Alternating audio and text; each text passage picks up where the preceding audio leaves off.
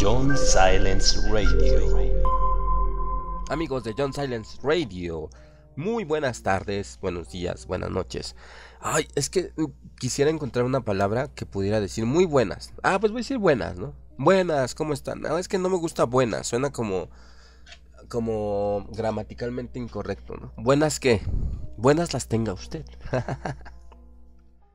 Pues este programa yo lo tenía planeado grabar como por allá del viernes o del sábado, pero es que ya no me puedo esperar porque el día de hoy recibí dos regalos muy bonitos por parte de seguidores de este canal. El primer regalo es una hermosa postal. ¿De dónde creen? De Alaska. Por supuesto, mi amigo Carlos Frausto y mi amiga Joquebet Frausto me enviaron de Alaska una postal muy muy bonita y les agradezco muchísimo porque en la postal se puede ver mi animal preferido, que es la orca. La orca, la killer whale, es mi animal preferido. Me encantan las ballenas y sobre todo estas ballenas. Un día vamos a hablar de ellas porque para mí es como la perfección, ¿no? Es la dualidad, es el color blanco y el negro, es como un yin y un yang, pero así con vida. Son la cabeza, son super depredadores, así se llaman. La cabeza alimenticia en el océano. No hay nadie más terrorífico que una orca, ni siquiera un tiburón. Es más, ni siquiera un megalodón. Ya que vi la película me di cuenta, no es tan terrorífico como una orca. Las orcas atacan en manada, planean su ataque, tienen ritos de muerte, tienen dialectos distintos, andan en todos los mares. Bueno, hay muchas cosas que se puede hablar de ellas. El caso es que les agradezco mucho a Carlos y a Joquebet Roswell, Carlos Frausto y Joquebet Roswell. Roquebet. Son unos amigos que les tengo un gran aprecio y saben qué es lo más bonito de esta amistad, que ha sido a raíz de este programa de radio. Yo no los conozco en persona, pero los he acompañado mucho tiempo, muchas veces, cuando ellos han estado trabajando en Alaska o en sus viajes, y pues la verdad es que son personas que siempre tengo en mi corazón. Gracias, mapaches, por esta hermosa postal. Y otro regalo fantabuloso que recibí es de mi amiga Elizabeth Joval, que es una amiga que vive en Estados Unidos. ¿Y qué creen que me regaló? Ay, Elizabeth, es que me regaló la Living Dead Doll edición de Nun, la monja. Es la muñeca de la monja y es de una colección. Es que estoy alzando la cabeza para verla porque ya la coloqué en un lugar muy especial. Me tomé unas fotos y las subí a Facebook para que pudieran verla. Está preciosa. Creo que hay muy pocas en México porque son una edición especial en preventa de la colección de Living Dead Doll, la monja. Ya tengo dos muñecos de esta colección. Tengo al payaso It y está preciosa la monja. Y en este programa vamos a hablar de monjas. No vamos a hablar específicamente de la monja Valak, aunque sí un poco, pero vamos a hablar de esta circunstancia de las monjas. Pero quiero terminar de agradecerle porque ella sabe que de todo corazón estoy muy agradecido con su amistad. Ha sido una chica muy linda que me ha enseñado muchos libros nuevos, que ha estado también al pendiente de mí, me ha platicado algunas cosas personales. La quiero mucho y tampoco la conozco en persona, pero espero, a veces me imagino cosas tan padres. Imagínense que podamos hacer un campamento de mapaches de John Silence Radio en algún lugar y que todos podamos ir y platicar. Sería padrísimo. Incluso una gran amiga aquí también del canal, mi amiga Gretel Astudillo, anda planeando que hagamos una reunión. Ella piensa que debemos reunirnos los mapaches que vivimos en la Ciudad de México y en sus alrededores. Esta reunión se va a llevar a cabo por allá de las fechas, pues ya en un mes, no, en 2 meses, como por noviembre. Y ¿saben qué se me ocurre? Que deberíamos ir juntos a la marcha zombie. Yo estaba pensando darles una sorpresa para esa marcha zombie. Quiero ir vestido de la monja. Y no tengo la más remota idea dónde conseguir un hábito de monja, pero bueno, tengo la idea. Entonces deberíamos de ir todos vestidos de monjas a la marcha zombie, sería increíble. Y pues los invito a que estén pendientes de esta reunión. Le agradezco mucho a Carlos Frausto, a Jochebed Roswell y a mi amiga Elizabeth Jovan por estos enormes regalos y que para mí son muy valiosos y que cada vez me admiro más de las cosas bonitas y de los lazos de amistad que hemos podido crear con cada uno de ustedes aquí en este programa de John Silence Radio. Y quiero enviar otros saludos. Le quiero mandar saludos a Bere Romero, a Alejandro Torres Velázquez, a Daniel Fonseca Ramos. ¿A quién más le mandamos saludos? A mi amiga Gloria allá en León, a mi amigo también Ari en León, a Alejandro Guzmán, ¿a quién más? A Dan Wolf, a Sofía Oliva, a Gabriel Phoenix él está en Chile. A mi amiga Nelly Estrada, que ya me volvió a hablar, mi amiga Willow, porque ella decía que había un malentendido. Entonces pues ya, yo dije, bueno, está bien, y ya somos amigos nuevamente. Ya éramos amigos, pero no sé por qué me había dejado de hablar. Y yo había respetado esa decisión, pero en realidad había sido un malentendido. Entonces, pues los dos dramáticos, ¿no? Ya sabrán. Y le mando un gran abrazo porque ella reportó hoy que se encontraba en un hospital, no sé haciendo qué, espero que esté bien. Le mando saludos a Jocelyn Hernández, que dice que ya nunca más va a volver a fumar, porque ya me escuchó cómo se me hace la voz de Sasha Sokol cada determinado tiempo y dice, no John, estás cañón, ya no voy a fumar, ¿no?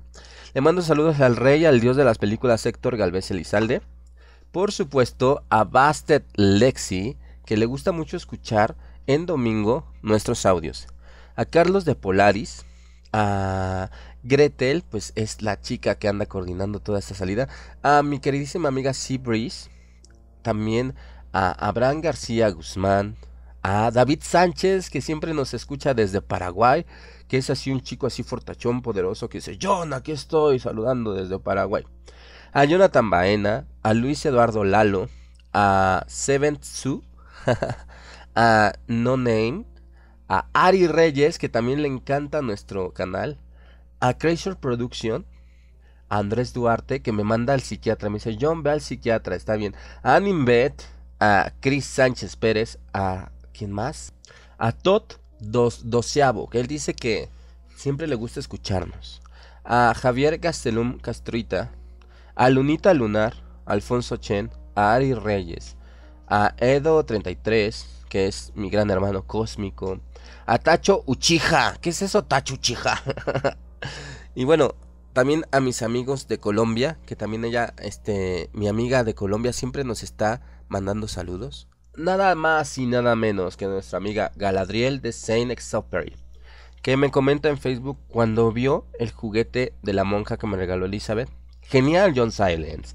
Felicitaciones, me alegra que te consientan mucho. Extraño tus lives donde nos mostrabas tus muñecos. Espero nos los muestres en un video para saber cómo están y la historia de cada uno de ellos, porque cada juguete guarda los sentimientos de nosotros y de la persona que se los regala. Así que se ha rodeado de mucho cariño. Estoy rodeado de mucho cariño y de muchos elfos y de muchos juguetes terroríficos. Y tengo hasta un Thanos greñudo aquí. Y entonces una vez más, gracias por los buenos deseos, por los regalos, por todas las palabras lindas, por estar siempre en contacto conmigo y por escuchar el canal. Y vamos a comenzar. ¿De qué vamos a hablar en este programa? De las monjas. ¿Por qué de las monjas? Bueno, pues es que viene una película de monjas que es muy terrorífica, que se llama La Monja, que es un spin-off de El Conjuro. Si no sabes de qué hablo, híjole, estás perdido de unas increíbles películas de terror de James Wan que se llaman El Conjuro y que viene de una dinastía de cintas como Insidious. ¿Por qué quiero que las veas? En pocas palabras, son películas que son abordadas a través de la vieja escuela del terror, como del terror de los 70s, de los 60s.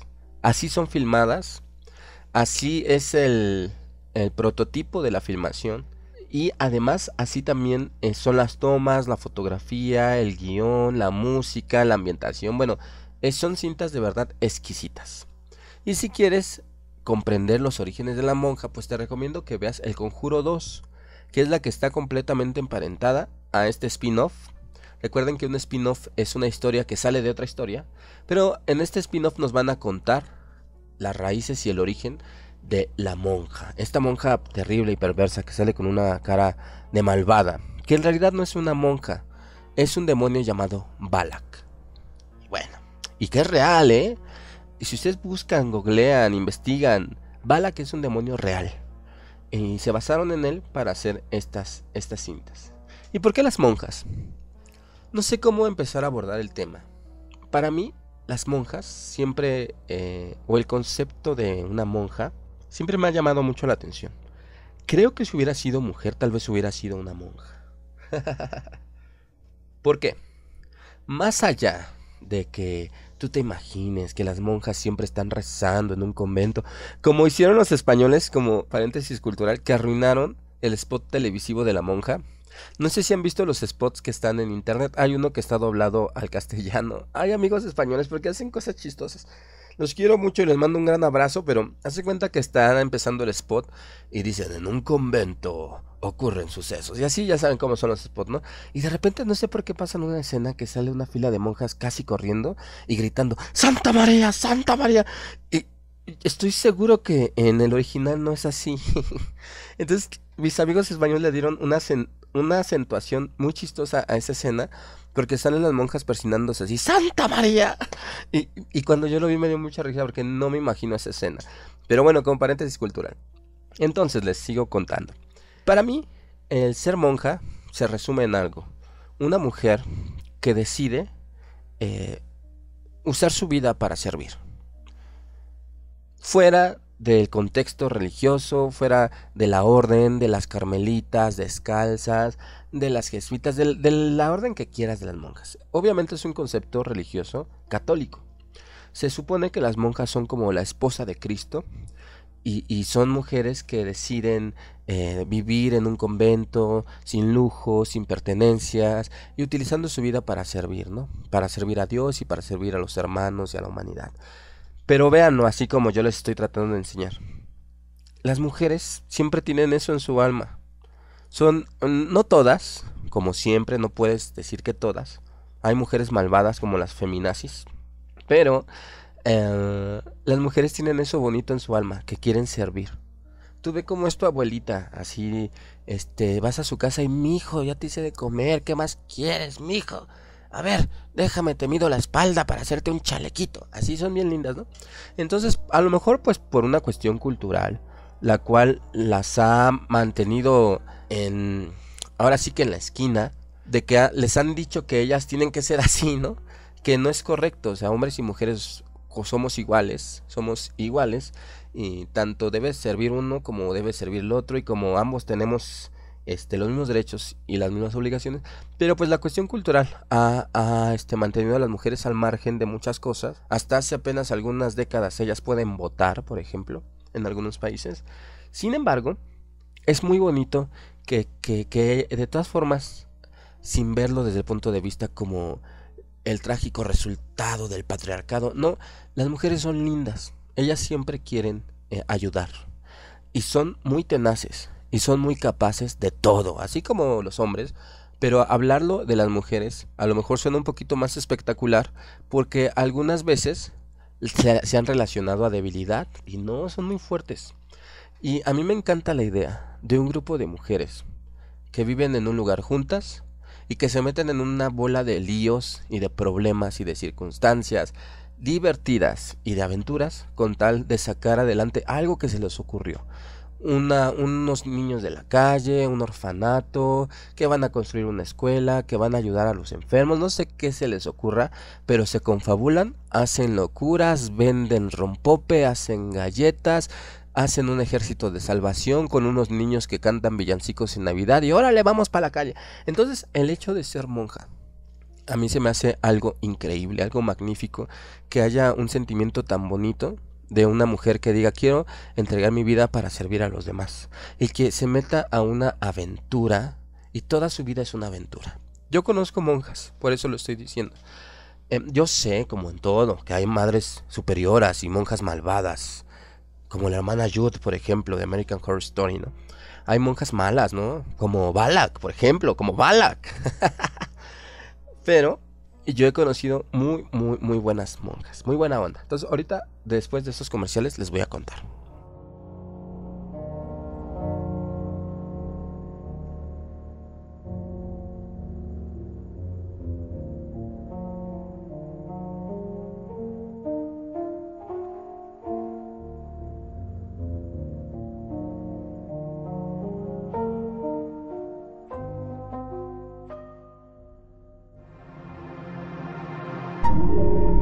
Johnny Silence Radio.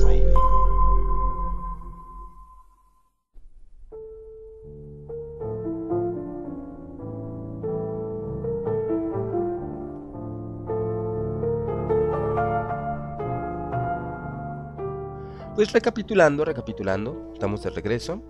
Les digo, el concepto de una serie de mujeres que ha decidido entregar su vida para servir y que anden haciendo mil malabares con tal de ayudar y de lograr cosas.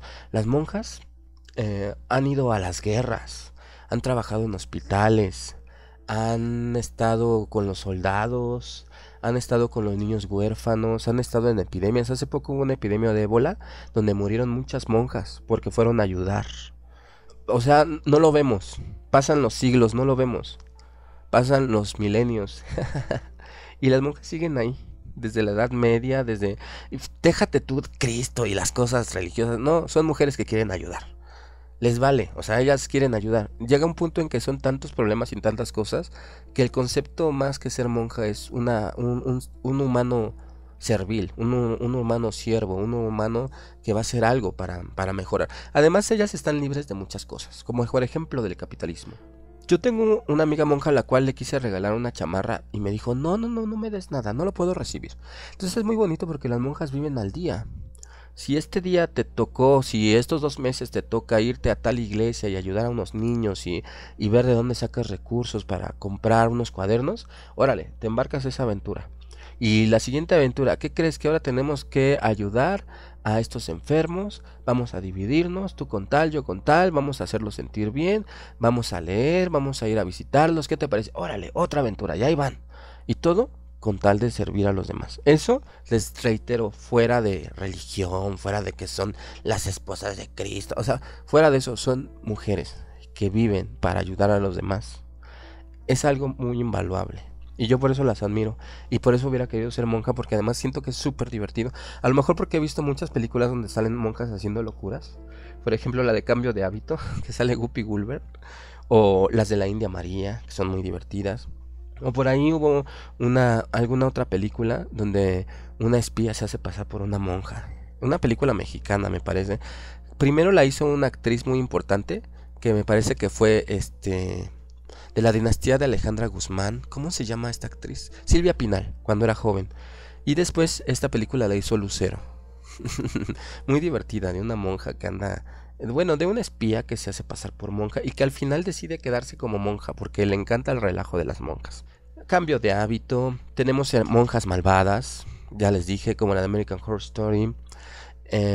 Y así, ¿no? ¿Y por qué gira tanto... y tantas circunstancias en torno a ellas? Pues es que si te imaginas cómo ha de ser la vida en un convento, que de todo hay en todos lados, o sea, de chile, mole y pozole, de todos los colores, así como hay conventos donde se la han de pasar rezando, como la pobre Sor Juana, que ella sufría porque a fuerza la tenían ahí rezando. Pues hay conventos que son mucho más ágiles y se la pasan en misiones y viendo cómo ayudan a la gente. He visto monjas hasta jugando béisbol. Entonces, imagínense.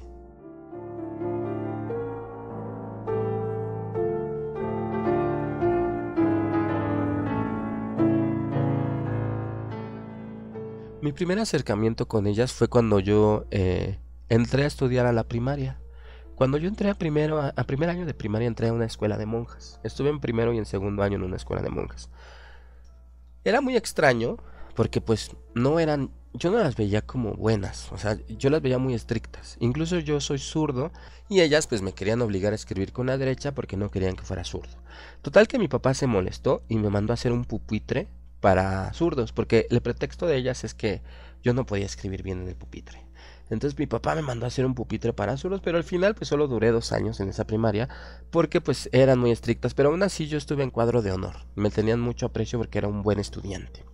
Y yo las veía así muy de lejos y se me hacían estrictas, ¿no? Porque además me regañaban. Y luego, un día, 1 hora al día, nos llevaban a la capilla a rezar. Yo la verdad no me acuerdo cómo era la capilla. O sea, no tengo ni un recuerdo de la capilla, pero sí recuerdo que para subir a la capilla subíamos una torre, la cual tenía varias puertas. Y por supuesto pues era el dormitorio de las monjas. Y desde entonces siempre se me hizo algo muy místico, algo algo como que me causaba mucha curiosidad, cómo era la vida de ellas.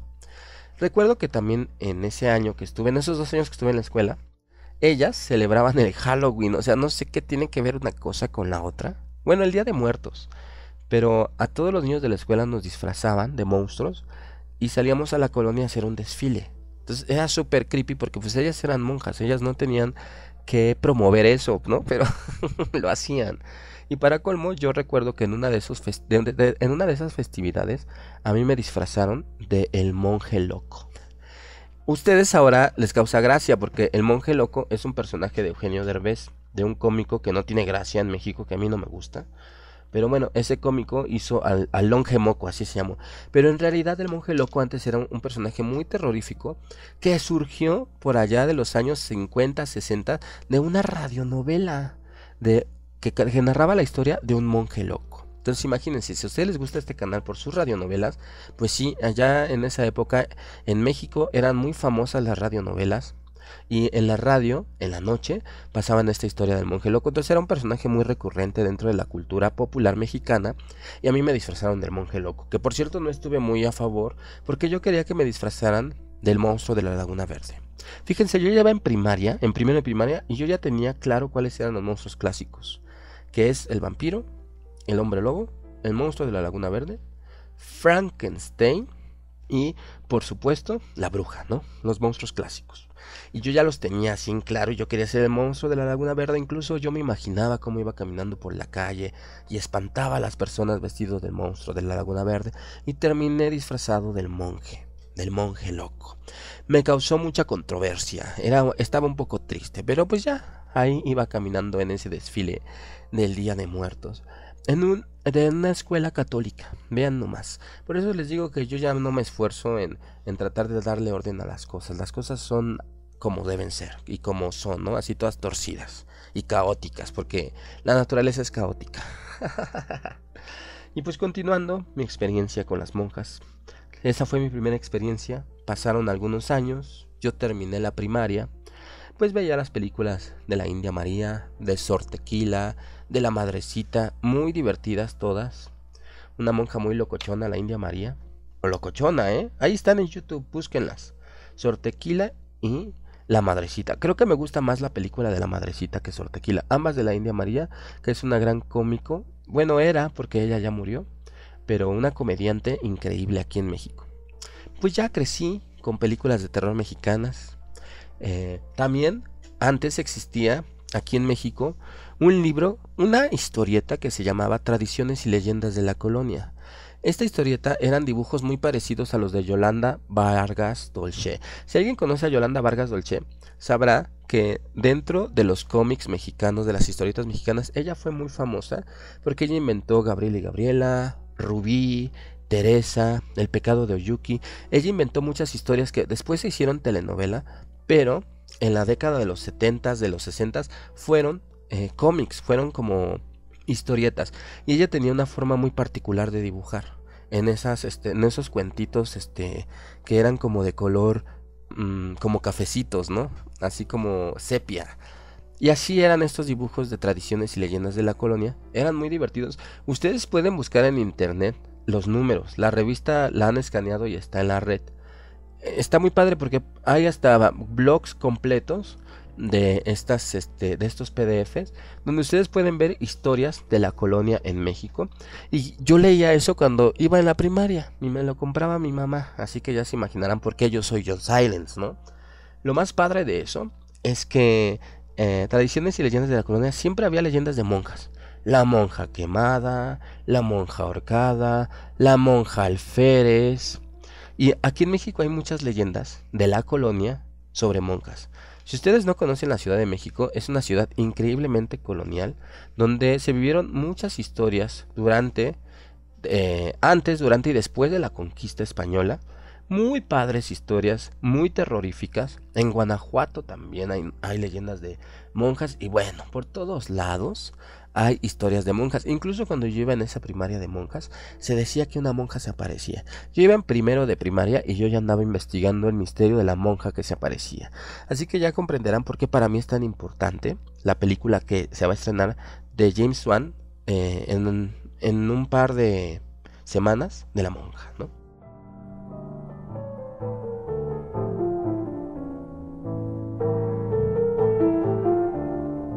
Pues ya ese fue mi primer acercamiento. Después yo pasé a secundaria.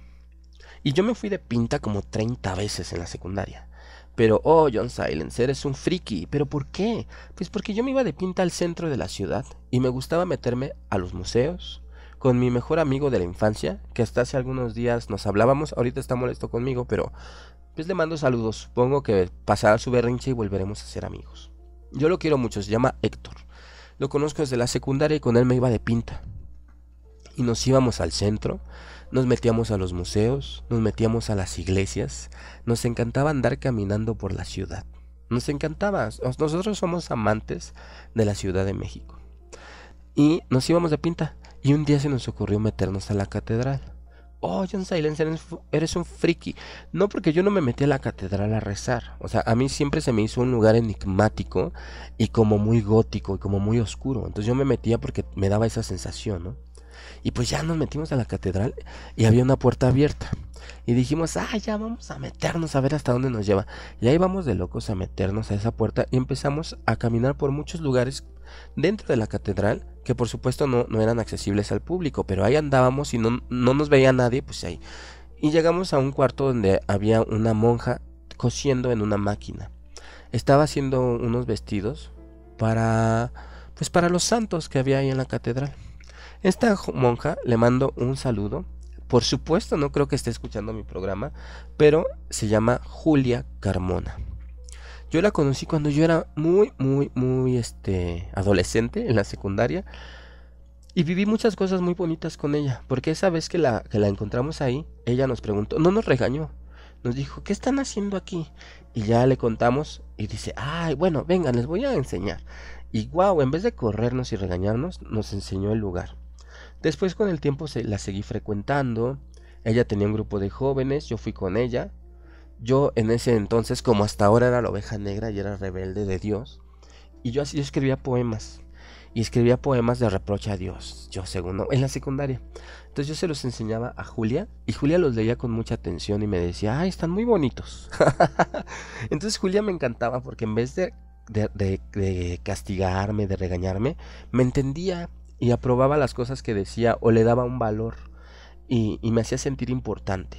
Y luego me invitaba a su casa donde vivían otras monjas, que era como una casa muy muy grande. No era un convento, era como una casa que estaba al lado de una iglesia, porque la iglesia había adquirido esa casa para que ahí vivieran las monjas, ¿no? Y me invitaban a comer pastel y me enseñaban a tocar el piano y fueron momentos muy bonitos. Después de un tiempo dejé de ver a la Madre Julia, que incluso ella nos acompañó a una iglesia cristiana un día, porque ella quería conocer cómo era una iglesia cristiana.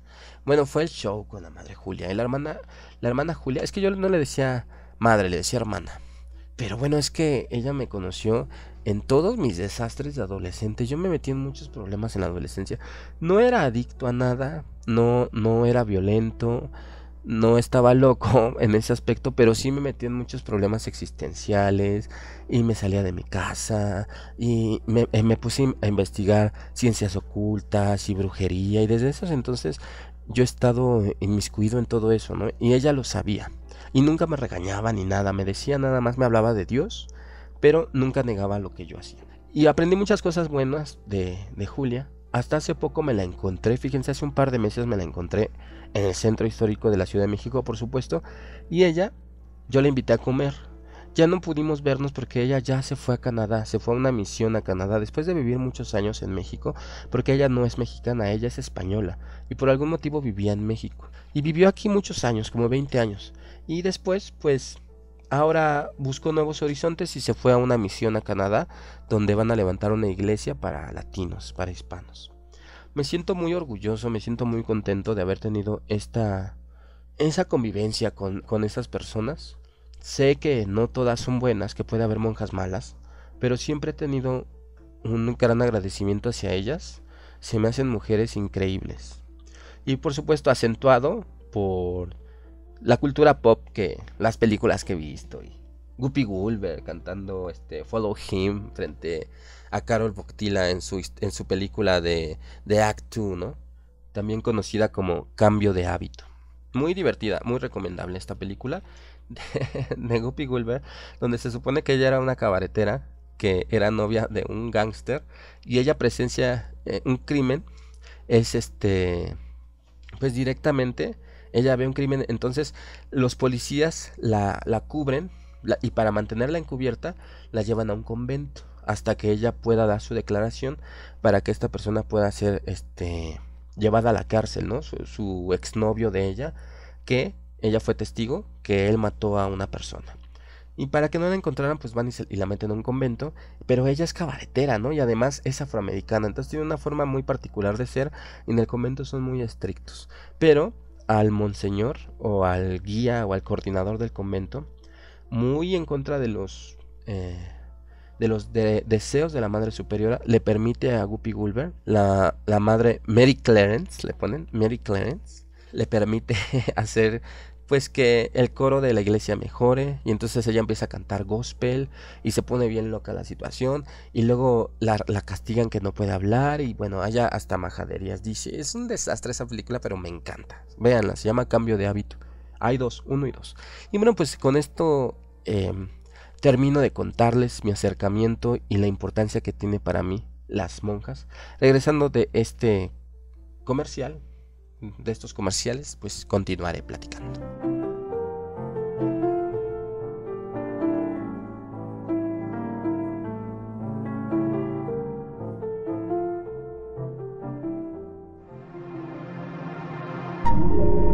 John Silence Radio.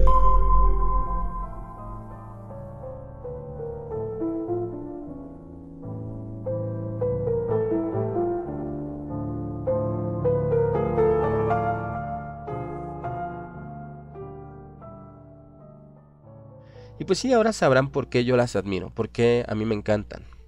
Yo conozco más historias de monjas, conozco algunas santas, mártires, como Santa Cecilia, historias de monjas que sufrieron, padecieron, las monjas carmelitas, el convento de Churubusco, donde pasaron algunas cosas también en relación a las monjas, el convento del desierto de los leones, y muchas historias. Y bueno, esa fue mi acercamiento y por qué me gusta y por qué se me hace un acontecimiento muy padre el que vaya a pasar la película de la monja.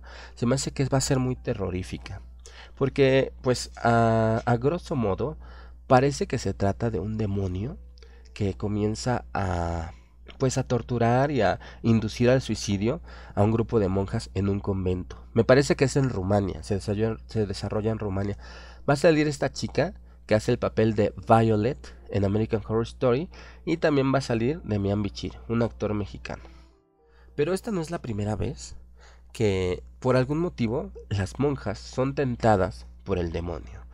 Todo comienza, además de todas las leyendas mexicanas y latinas que puede haber sobre monjas terroríficas de la Edad Media en Europa, o sea, además de todo ese vasto campo de historias, existe una historia en particular, la cual se cree que fue el caso de posesión satánica más nombrado porque fue el más masivo, por así decirlo. Todo comienza en 1634, esta historia, que es conocida como las poseídas de Loudun. En 1634, toda Francia se vio impactada por un caso de posesión masiva, de posesión múltiple, el más importante de la historia, de posesión demoníaca múltiple, en la cual un grupo de monjas decían estar poseídas por varios demonios y que además esa posesión la ocasionó un párroco que vivía en esa ciudad y que al final fue capturado, acusado de brujería y quemado en una hoguera. Así de fuerte estuvo la historia. Esta fue una historia real, muy muy real. Esto ocurrió en Loudun. Es que no sé cómo se pronuncia en francés. Loudun. A 300 kilómetros al suroeste de París. Era un convento de monjas ursulinas. Había 17 religiosas.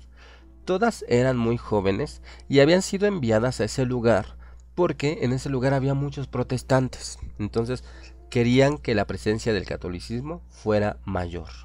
La madre superiora era hija de una familia de nobles. Y pues ahí andaba, ¿no? La madre superiora. Ahí vivían las monjas en este convento. Sin embargo, el problema no eran en sí las monjas. Era un padre llamado Grandier. En francés, Grandier. Pero vamos a decirle Grandier, porque eso de estar todo el tiempo hablando francés, terminas escupiendo toda la pantalla de la, de la computadora. Es que, amigos, así es el francés. Entonces empiezas así como que a usar mucha saliva, ¿no? Miren, la historia es muy complicada, pero resulta que este párroco, Grandier, pues ya tenía problemas. Se había metido, se había enemistado con cardenales, se había metido con algunas mujeres hijas de la nobleza, porque él decía que los padres no deberían de tener celibato. Entonces, pues ya sabrán, estaba medio loquito y no lo querían, pero estaba muy bien parado, o sea, tenía muchas palancas en la monarquía y por tal motivo siempre se salvaba de que supuestamente se le acusara de hechicería, pero de todas formas lo quitaron porque él era como el jefe, el coordinador del convento donde se estaba llevando a cabo todo esto, y cuando empezaron los casos de posesión satánica dentro de las monjas, lo cambiaron y pusieron a otro padre llamado Mignon, y este Mignon era enemigo de Grandier. Entonces Mignon, pues ahí es donde entra la parte que no saben si es real o no. Él empezó como a incentivar, como a motivar a las monjas para que dijeran que habían sido atacadas por el demonio por la culpa de Grandier, porque dicen que este padre canijo un día lanzó un ramo de rosas al convento y que a partir de ahí empezó la posesión satánica. Entonces, lo que parecía ser un acto de galantería terminó siendo como un acto de magia negra, en el cual al caer ese ramo de rosas al convento, pues todas las monjas comenzaron y una por una empezaron a padecer esta posesión satánica. Hay un testimonio que dice que una de ellas, llamada Juana, hacía violentos movimientos y lanzaba gritos como los de un cerdo, rechinando sus dientes. Entonces, Mignon le metió el índice y el pulgar en la boca y de esa forma sujetaba la lengua y realizaba los exorcismos y conjuros en presencia de todas las demás autoridades religiosas que habían acudido a esa situación inaudita. En una de esas, ahora sí que sesiones de exorcismo, Mignon logró expulsar del cuerpo de una de las monjas al demonio Asmodeo, pero la madre superiora estaba tan solo poseída por 6 demonios. Entonces había monjas que tenían muchos más demonios.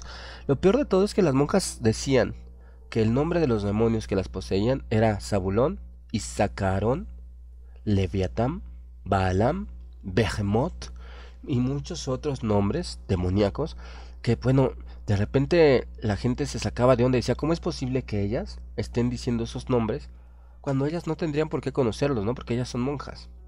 Y bueno, se supone que entonces este padre, que es Urbain Grandier,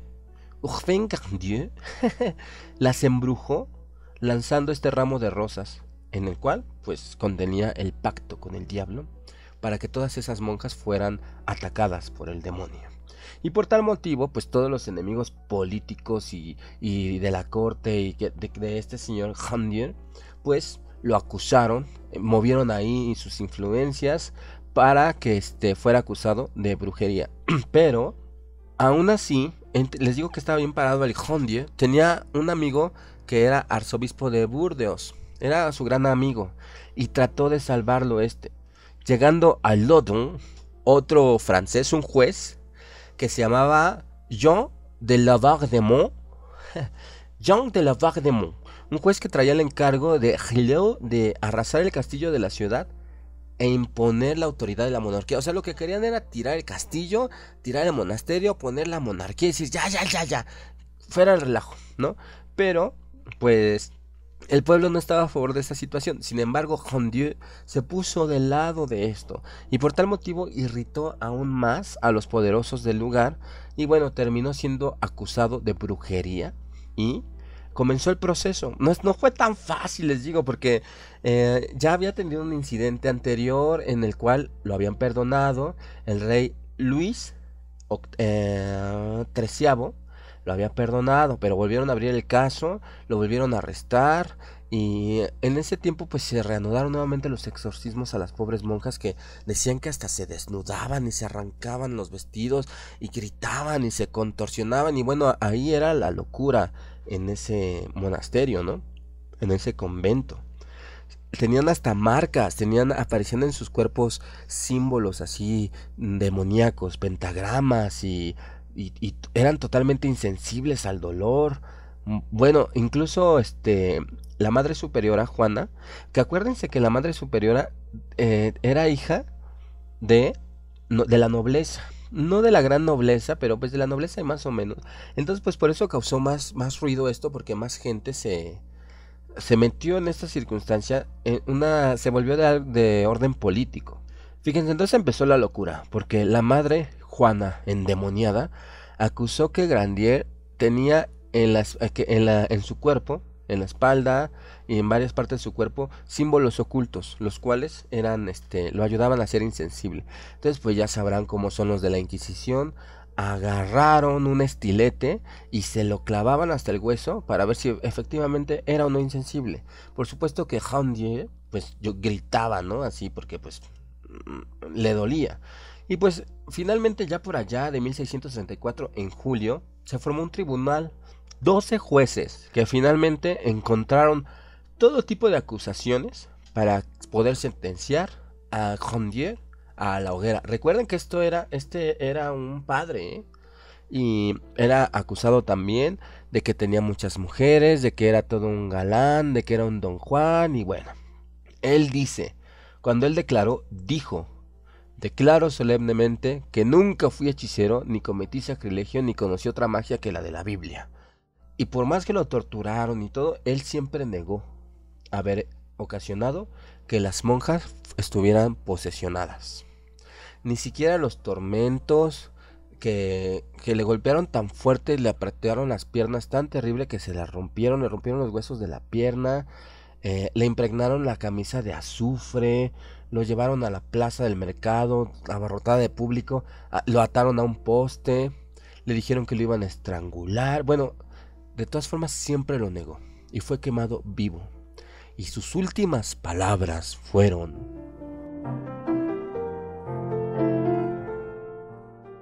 Dios mío, tened piedad de mí. Dios, perdónalos.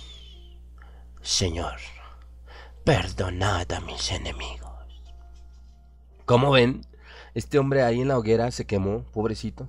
Y lo último que dijo, porque él siempre negó que él había ocasionado la posesión de las monjas, ¿no? Y al final, pues murió.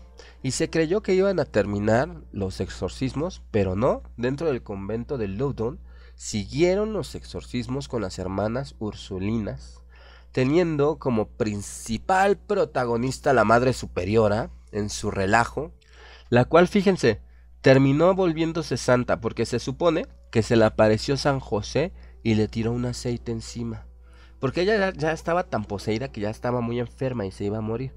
Pero al ser derramado ese aceite sobre ella entonces se recuperó y los demonios salieron y aparecieron estigmas en sus manos.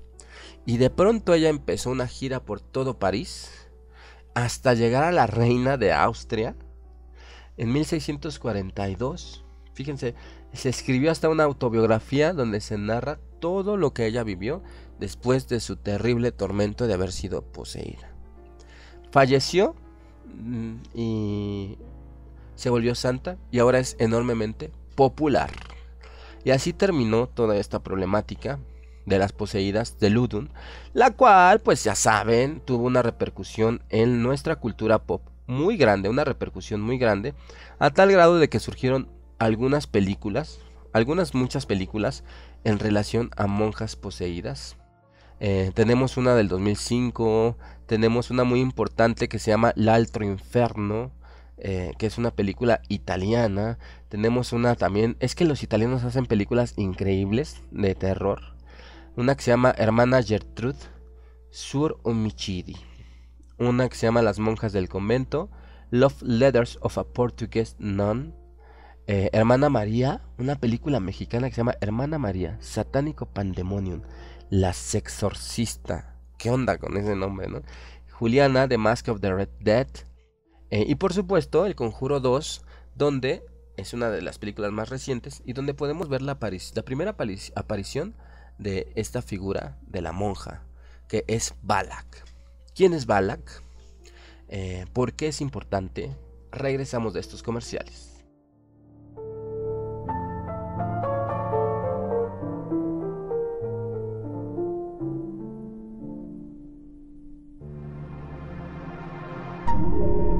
John Silence Radio.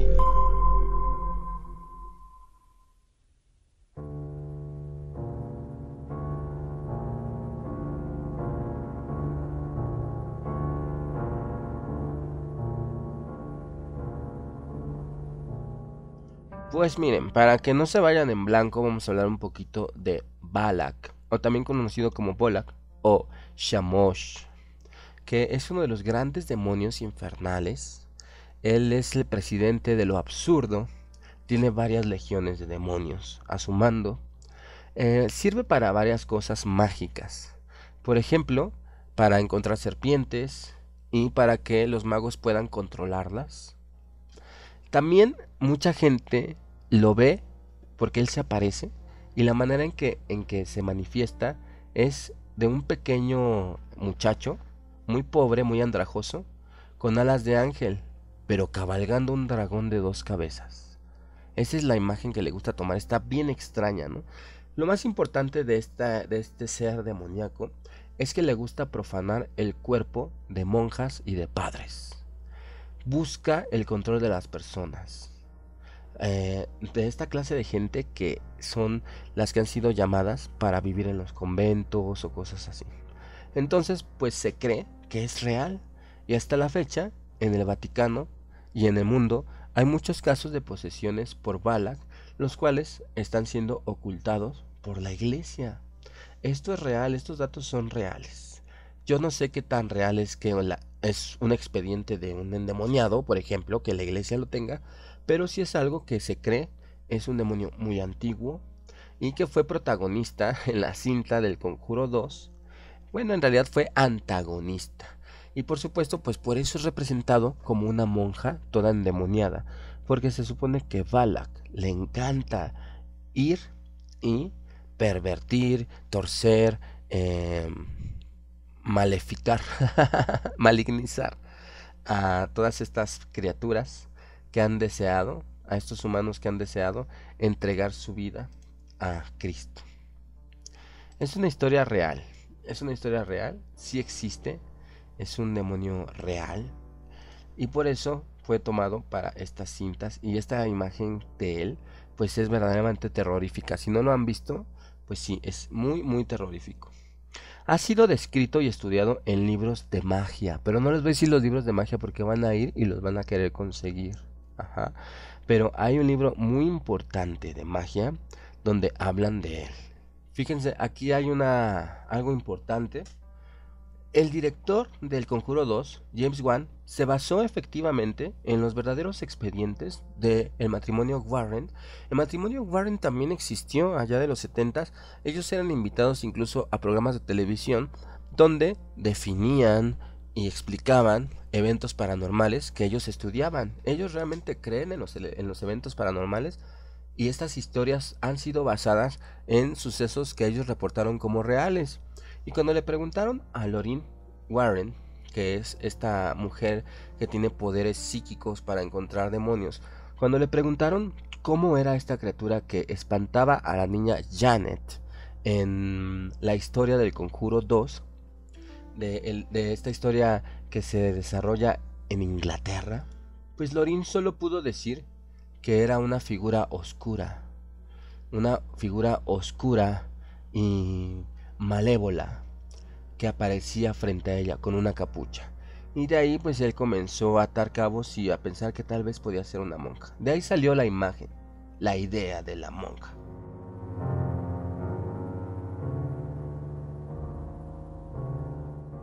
Y bueno amigos, pues como ven es un tema muy largo. No vamos a hablar de magia ni de invocación de demonios, pero sí, para todos aquellos traumados con el Necronomicon, les repito, el Necronomicon no existe, pero sí existen libros verdaderos de magia y de invocación. Y en estos libros podemos encontrar el nombre de Balak y cómo puede ser y cómo debe ser su invocación. Pero no les voy a decir cuál libro para que no lo hagan. Nunca hagan esto, ya les he dicho muchas veces. Y es muy interesante porque todo ha sido basado en una mitología muy antigua. Y pues ya veremos esta cinta de la monja. Vamos a seguir hablando de monjas hasta que veamos la película de la monja. Y pues vamos a ver cómo estas mujeres se enfrentan y por supuesto derrotan a Balak. Pues lo tienen que derrotar porque aunque no lo pueden matar, pero sí se pueden unir contra él. Y vamos a ver qué nos ofrece esta cinta de James Wan. Yo creo que va a ser la mejor del universo del Conjuro, con todas los spin-off y Annabelle y todo. Yo creo que esta va a ser increíble. Me encanta la idea. Tengo un aprecio especial por el personaje de la monja. Aunque bueno, en este caso pues van a ser acechadas por un gran y terrible enemigo. Pero yo confío en el Power Woman.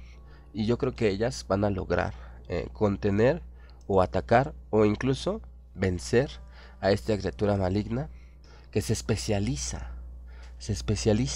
en atacar y en poseer a las monjas y a los padres y a todos aquellos que son que viven muy en la luz de Dios, ¿no? Pues está extraño porque según la Biblia, cuando tú estás muy cercano a Dios, pues nada te puede hacer daño, nada en la vida, ni siquiera este canijo, ¿no? Pero bueno, pues es la idea que pueda existir alguien que se acerque y que ocasione esta circunstancia en los religiosos.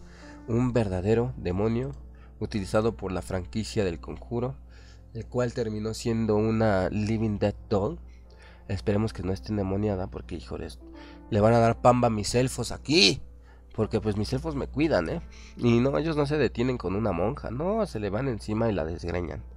Así que, de acuerdo con la guía de demonios de este libro, que no les dice cuál es, pues Balak es el presidente de las criaturas infernales. Ya les dije cómo se les define. También se le puede encontrar como una monja aterradora con el rostro pálido. Sus habilidades pues, son muy fuertes, es muy poderoso. Ha sido utilizado para estas cintas. Vamos a ver lo que nos depara el destino viendo El Conjuro. Sinceramente yo creo que pues es algo muy emocionante que puedan haber películas tan realistas desde esta circunstancia, ¿no? Con esta clase de criaturas. Pero amigos, manténganse al margen. Háganle como las monjas le hicieron en el comercial español. ¡Santa María! ¡Santa María! Y pues no sé. Tendremos que ir descubriendo poco a poco cómo será llevada esta adaptación. Pero pues quería compartirles esta historia. Les mando un gran abrazo, los quiero mucho a todos. Recuerden, comenten, denos like, suscríbanse al canal y escuchen todos nuestros audiolibros. Y sobre todo pueden encontrar una lista de reproducción de estos podcasts que están muy divertidos, para que me dejen acompañarlo, para que los pueda acompañar en donde quiera que se encuentren. Gracias por escucharnos y recuerden, John Silence Radio, cambio y fuera.